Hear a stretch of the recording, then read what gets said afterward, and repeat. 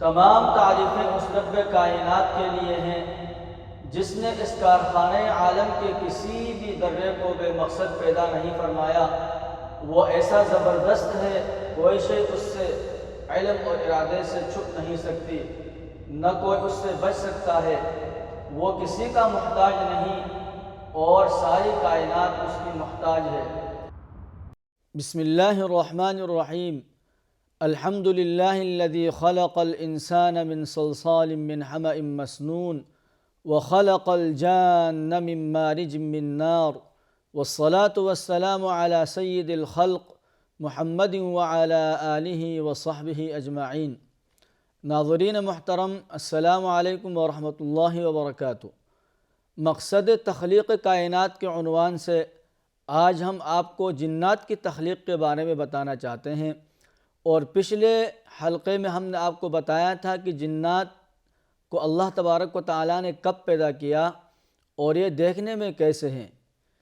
اسی سلسلے میں سن 1832 میں میر شریف جعفر نے ایک کتاب شائع کی تھی کہ اگر ہم جنات کو دیکھ سکیں تو وہ ہمیں آدھے انسان اور آدھے جانور کی شکل میں بھی نظر آ سکتے ہیں۔ اب یہ بات میرے لیے بالخصوص بڑی دلچسپی کا باعث بنی، تو تلاش کرنے پر معلوم ہوا کہ السلسلۃ الصحیحہ کی ایک حدیث بڑی وضاحت کے ساتھ اس بات کو کنفرم کرتی ہے۔ یہ حدیث نمبر 2861 ہے۔ عن ابن ابی رضی اللہ عنہ قال ان اباہ اخبرہ انہ کان لهم جرن فیہ تمر وکان ابی یتعاہدہ فوجدہ ینقص فحرسہ فإذا هو بدابة تشبه الغلام المحتلم قال فسلمت فرد السلام فقلت من أنت أجن أم إنس قال جن۔ ابن ابی کہتے ہیں کہ ان کے والد نے انہیں بتایا کہ ان کا کھجور سکانے کا ایک باغ تھا، ایک میدان تھا جس میں کھجوریں تھیں۔ ان کے والد اس کی نگرانی کرتے تھے۔ ایک دن دیکھا کہ کھجوریں کچھ کم پڑ رہی ہیں تو ان کے والد نے اس کا پہرہ دیا۔ کیا دیکھتے ہیں کہ ایک جانور ہے جو بالغ لڑکے کے مشابہ ہے۔ کہتے ہیں کہ میں نے سلام کیا تو اس نے سلام کا جواب دیا۔ میں نے کہا جن ہو یا انسان ہو؟ اس نے کہا کہ میں جن ہوں۔ ابن ابی کے والد نے کہا کہ مجھے اپنا ہاتھ دکھاؤ، تو اس جن نے اپنا ہاتھ دکھایا تو کیا دیکھتے ہیں کہ وہ ایک کتے کی طرح کا ہاتھ ہے اور اس پر کتے کی طرح کے ہی بال ہیں۔ تو انہوں نے کہا کیا جن کی تخلیق اس طرح سے ہوتی ہے؟ جن نے جواب دیا جنات اچھی طرح جانتے ہیں کہ ان میں مجھ سے کوئی طاقتور نہیں ہے۔ فرماتے ہیں کہ میرے والد نے ان سے کہا کہ پھر تمہیں اس کام پر کس چیز نے مجبور کیا؟ اس نے کہا کہ ہمیں خبر ملی ہے کہ تم ایک ایسے شخص ہو جو صدقہ دینا پسند کرتے ہو، تو ہم نے سوچا کہ ہم بھی آپ کا کھانا کھائیں۔ میرے والد نے کہا کہ ہمیں تم سے کون سی چیز پناہ دیتی ہے؟ اس نے کہا آیت الکرسی۔ پھر صبح ابن ابی کے والد نبی کریم صلی اللہ علیہ وسلم کے پاس گئے اور آپ صلی اللہ علیہ وسلم کو پورا واقعہ سنایا، تو آپ صلی اللہ علیہ وسلم نے سن کر فرمایا کہ اس خبیث نے سچ کہا، یعنی کہ جنات سے ہم انسانوں کو آیت الکرسی پناہ دیتی ہے، اس کی یہ بات بالکل ٹھیک ہے۔ اس وقت ابن ابی کے والد کے سامنے وہ جن اس طرح سے تھا کہ اس کے ہاتھ کتوں کی طرح کے تھے، بلکہ کتوں کی شکل میں آنے والے جنات کے بارے میں احادیث اور تاریخی ریکارڈ کسی بھی دوسرے جانور سے زیادہ ملتا ہے۔ لیکن اس سے پہلے کہ میں آپ کو ان احادیث اور تاریخی ریکارڈ سے متعلق بتاؤں، یہ جان لیں کہ شکل بدلنے والے جنات یوں لگتا ہے کہ جیسے مٹی میں رینگنے والے جانوروں جیسے سانپ، بچھو وغیرہ میں ان جنات کو زیادہ کشش ہے۔ اور کچھ عرصہ پہلے کی بات ہے کہ برازیل کی میڈیا میں ایک بہت دلچسپ اور عجیب خبر وائرل ہوئی تھی کہ ایمازون کے جنگلات میں گھنے درختوں کے بیچوں بیچ ایک ویل مچھلی کی لاش پڑی ہوئی ملی۔ اب 30,000 کلو گرام کی ایک ویل مچھلی کی لاش جنگل میں کیسے پہنچی؟ یا کیا وہ واقعی ایک ویل تھی یا پھر وہ ویل کی شکل میں کوئی اور مخلوق تھی؟ اس بات کا جواب آج تک کسی کے پاس نہیں۔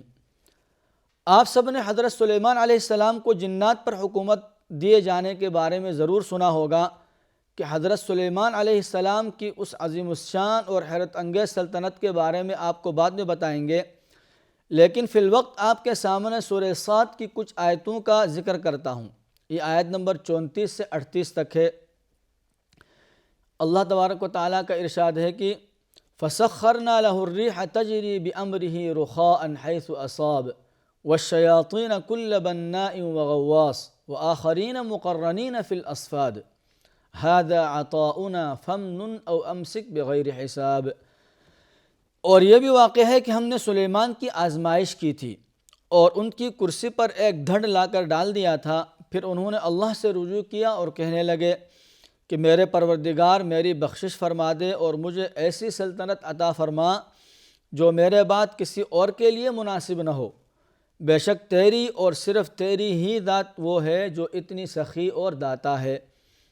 چنانچہ ہم نے ہوا کو ان کے قابو میں کر دیا جو ان کے حکم سے جہاں وہ چاہتے تھے ہموار ہو کر چلا کرتی تھیں، اور شریر جنات بھی ان کے قابو میں دے دیے تھے، جن میں ہر طرح کے معمار اور غوطہ خور شامل تھے، اور کچھ وہ جنات بھی شامل تھے جو زنجیروں میں جکڑے ہوئے تھے، اور ان سے کہا تھا کہ یہ ہمارا عطیہ ہے، اب تمہیں اختیار ہے کہ احسان کر کے کسی کو کچھ دو یا اپنے پاس رکھو، تم پر کسی حساب کی ذمہ داری نہیں ہے۔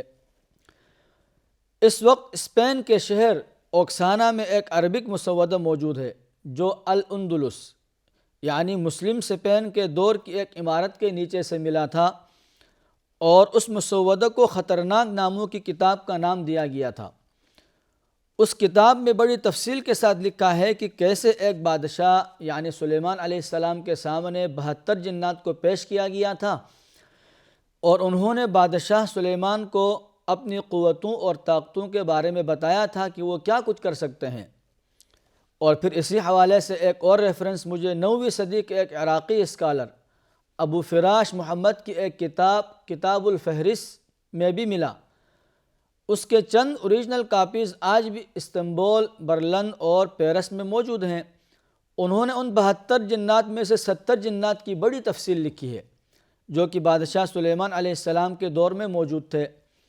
اور اسی حوالے سے ایک تیسرا ریفرنس مجھے ابو الفضل محمد الطباسی کی کتاب الشامل فی البحر الکامل میں بھی ملا، جن میں سے سب جنات کی تفصیل تو میں آپ کو نہیں بتا سکتا، البتہ چند ایسے جنات کے بارے میں بتانا چاہتا ہوں جو اس وقت جو مسلمان جنات قبائل تھے ان کے سردار تھے، اور ان میں سے ہر جن ایک دن سلیمان علیہ السلام کی خدمت میں حاضر ہوتا تھا۔ ان میں سے ایک نام ہے الملک عبداللہ المذاہب۔ وہ ایک ایسا جن تھا کہ جس کا جسم سونے کی طرح چمکتا تھا، اور اس کا تاج اور لباس سونے کا تھا، اور یہ اتوار کے دن سلیمان علیہ السلام کی خدمت میں حاضر ہوتا تھا۔ اور ایک جن کا نام الملک الابیض ہے جو بہت زیادہ سفید تھا اور اس کا پورا جسم نظر نہیں آتا تھا، اور یہ جمعے کے دن آپ کی خدمت میں حاضر رہتا تھا۔ پھر ایک جن جس کا نام الملک ابا محرز الاحمر یعنی کہ سرخ رنگ کا ایک جن جس کی ٹانگوں کا صرف اوپری حصہ نظر آتا تھا، اور اس کی خدمت کا دن منگل کا دن تھا۔ اور ایک جن جس کا نام الملک برقان ابو العجائب تھا، جس کی آواز بہت گرجدار تھی اور اس کی صرف کمر یعنی پیٹھ ہی نظر آتی تھی، اور یہ بدھ کے دن کا خادم تھا۔ اور ایک نام الملک شمہورش تھا، اس کا تاج اور اس کا لباس سفید رنگ کا تھا، اور یہ جنوں کا قاضی بھی تھا اور بہت نیک بادشاہ تھا، اور جمعرات کے دن سلیمان علیہ السلام کی خدمت میں حاضر ہوتا تھا۔ اب ان جنوں میں سے ایک بادشاہ جس کا نام بادشاہ میمون ابانوخ تھا، جس کے ذمہ ہفتے کے دن کی خدمت تھی، اور اس کا لباس اور تاج سیاہ رنگ کا تھا۔ اور ان میں سے ایک نام زبعہ ہے جو مٹی کے ایک طوفان کے ساتھ سفر کرتا تھا۔ اس آخری نام یعنی زبعہ کے حوالے سے حیرت انگیز طور پر ایک ریفرنس مجھے حضرت عیسیٰ علیہ السلام کے صرف 100 سال بعد لکھی جانے والی کتاب دا ٹیسٹمنٹ آف سولومن یعنی سلیمان کی دھول نامی کتاب میں بھی ملا۔ اب اس کتاب میں ایک واقعہ لکھا ہوا ہے کہ سلیمان علیہ السلام کے زمانے میں ایک ایسا جن بھی تھا جو ہوا میں موجود ریت کے ذرات کی طرح اڑتا تھا۔ سلیمان علیہ السلام نے ایک شخص کو بھیجا کہ وہ چمڑے کے مشکیزے کا منہ اس طرح سے کھول کر رکھ دے کہ جب صحرا میں ہوا چلے تو مشکیزہ ہوا میں اڑنے والی ریت سے بھر جائے، اور اس طرح سے وہ شخص ضبع کو اس مشکیزے کے اندر لے جانے میں کامیاب ہو گیا تھا۔ اور پھر اس کے بعد ضبع ہی کو استعمال کرتے ہوئے سلیمان علیہ السلام نے ایک ایسا پتھر اٹھا کر ہیکل سلیمانی پر لگوایا تھا جو باقی جنات کے لیے بھی اٹھانا مشکل تھا۔ اس کتاب میں ایک اور بھی جن کے متعلق لکھا ہے کہ جس کا نام مختلف زبانوں میں ہے، مثلا عربی، عبرانی اور یونانی میں ہے، اور ان کے بارے میں بڑے عجیب و غریب واقعات مذکور ہیں۔ مثلا ایک جن ایسا بھی تھا کہ اس کے وجود پر کوئی سر نظر نہیں آتا تھا، اور ضبع ہی سے متعلق ایک واقعہ ہے کہ وہ ریڈ سی یعنی بحر احمر کی گہرائی سے پرپل کلر یعنی بنفشی رنگ کا ایک بہت ہی حیرت انگیز سا ستون نکال کر لایا تھا، اور اس وقت یعنی اس کے آتے وقت اس کے ساتھ ایک اور جن ابرزت نامی بھی تھا، جس کا دعویٰ تھا کہ اس نے حضرت موسیٰ علیہ السلام کا دور دیکھا ہوا ہے۔ اب ان کتابوں میں کتنی سچائی ہے سوائے اللہ کے اور کوئی نہیں جانتا، لیکن یہاں ان کتابوں کا حوالہ کی وجہ صرف اور صرف سورہ صاد کی وہ آیتیں ہیں جن میں اللہ تبارک و تعالیٰ نے حضرت سلیمان علیہ السلام کو نہ صرف یہ کہ جنات پر حکومت دی تھی بلکہ وہ ان کے لیے عمارتیں بھی بناتے تھے، جیسا کہ ان کتابوں میں ضبع کے بارے میں ہے کہ اس نے ایک پتھر ہیکل سلیمانی پر لگایا تھا، اور پھر سورہ صاد ہی کی آیت سے پتہ چلتا ہے کہ وہ سلیمان علیہ السلام کے لیے سمندر میں غوطہ لگا کر موتیاں نکالتے تھے، جیسا کہ ضبع نے وہ ایک پرپل کلر کا ستون نکالا تھا۔ اللہ تبارک و تعالیٰ کا ارشاد ہے وَالشَّيَاطِينَ كُلَّ بَنَّاءٍ وَغَوَّاصٍ وَآخَرِينَ مُقَرَّنِينَ فِي الْأَصْفَادِ، یہ سورہ صاد کی آیت نمبر 37 اور 38 ہے۔ اور ہم نے شریر جنات کو بھی ان کے قابو میں دے دیا تھا، جن میں ہر طرح کے معمار اور غوطہ خور شامل تھے، اور کچھ وہ جنات جو زنجیروں میں جکڑے ہوئے تھے۔ اب سوال یہ پیدا ہوتا ہے کہ زنجیروں میں جکڑے ہوئے کون سے جنات تھے؟ تو تفسیر میں لکھا ہے کہ زنجیر میں شریر جنات کو جکڑ کر رکھا گیا تھا تاکہ مسلمانوں اور عام مسلمان جنات ان کے شر سے محفوظ رہیں۔ اور پھر سورہ صاد کی 34ویں آیت کی تفسیر میں ابن کثیر ایک جن کا ذکر کرتے ہیں کہ جس کا نام سخر تھا، اور اس نے حضرت سلیمان علیہ السلام کی مہر چرانے کی بھی کوشش کی تھی، یعنی کہ انگوٹھی۔ اور 9ویں صدی کے اسکالر ابن الفقیہ جو ایک مؤرخ ہونے کے ساتھ ساتھ ایک جیوگرافر بھی تھے، وہ اپنی کتاب عجائب المخلوقات و غرائب الموجودات میں اس جن کا ذکر بہت تفصیل کے ساتھ کرتے ہیں کہ پھر سلیمان علیہ السلام نے سزا کے طور پر اس جن کو ایک صندوق میں بند کر کے سمندروں میں پھینکوا دیا تھا۔ اسی طرح 14ویں صدی کی ایک کتاب دا بک آف ونڈرز یعنی عجائبات کی کتاب، اس کتاب میں ایک جن کا تذکرہ الملک الاسود کے نام سے ملتا ہے، یعنی کہ دا بلیک کنگ، سیاہ بادشاہ، ایک ایسا بادشاہ جس کا تاج اور لباس سیاہ رنگ کا تھا۔ اور جنات کے ساتھ انسانوں کے قریبی تعلقات کے بارے میں آگے چل کر آپ کو بتاؤں گا، لیکن فی الوقت صرف اتنا بتانا چاہتا ہوں کہ یہ ممکن ہے، اور اس کی دلیل میں قرآن کی آیت بھی موجود ہیں، اور حضرت عائشہ رضی اللہ تعالی عنہا سے مروی ایک حدیث بھی ہے۔ یہ مسند احمد کی حدیث نمبر 9651 عن عائشہ رضی اللہ عنہا قالت حدث رسول اللہ صلی اللہ علیہ وسلم نساءه ذات لیلة حدیثا فقالت امرأة منہن یا رسول اللہ کأن الحدیث حدیث خرافہ۔ سیدہ عائشہ رضی اللہ عنہ سے مروی ہے کہ وہ کہتی ہیں رسول خدا صلی اللہ علیہ وسلم نے ایک رات اپنی بیویوں کو ایک بات بیان کی۔ ایک ام المؤمنین نے کہا کہ اللہ کے رسول، ایسے لگ رہا ہے کہ یہ بات تو حدیث خرافہ ہے۔ آپ صلی اللہ علیہ وسلم نے فرمایا بلا کیا تم جانتی ہو کہ خرافہ کیا ہے؟ اور پھر فرمایا کہ خرافہ عذرہ قبیلے کا ایک آدمی تھا، جنوں نے دور جاہلیت میں اس کو قید کر لیا تھا، اور وہ کافی عرصے جنات میں رہا، پھر وہ اس کو انسانوں میں چھوڑ گئے تھے۔ تب وہ لوگوں کو جنوں کی عجیب و غریب باتیں بیان کرتا تھا، اس کو لوگ حدیث خرافہ کہتے تھے۔ اب اس سے پہلے کہ میں آپ کو جنات کے بعد شیاطین کے بارے میں بتاؤں، حضرت جابر رضی اللہ تعالی عنہ سے ایک حدیث مروی ہے۔ عن جابر قال خرج رسول الله صلى الله عليه وسلم على أصحابه فقرأ عليهم سورة الرحمن من أولها إلى آخرها فسكتوا فقال لقد قرأتها على الجن ليلة الجن فكانوا أحسن مردودا منكم. یہ مشکات المصابیح کی حدیث نمبر 861 ہے۔ حضرت جابر رضی اللہ عنہ بیان کرتے ہیں کہ رسول اللہ صلی اللہ علیہ وسلم اپنے صحابہ کے پاس تشریف لائے اور انہیں پوری کی پوری سورہ رحمان سنائی تو وہ خاموش رہے۔ آپ صلی اللہ علیہ وسلم نے فرمایا کہ جس رات جن آئے میں نے جنات پر جب یہ سورت پڑھی فَبِأَيِّ آلَاءِ رَبِّكُمَا تُكَذِّبَانِ، یعنی کہ تم اپنے رب کی کون کون سی نعمتوں کو جھٹلاؤ گے، تو انہوں نے بہت اچھا جواب دیا تھا اور کہا تھا کہ ہمارے رب ہم تیری نعمتوں میں سے کسی بھی چیز کو نہیں جھٹلاتے اور ہر قسم کی حمد صرف تیرے لیے ہے۔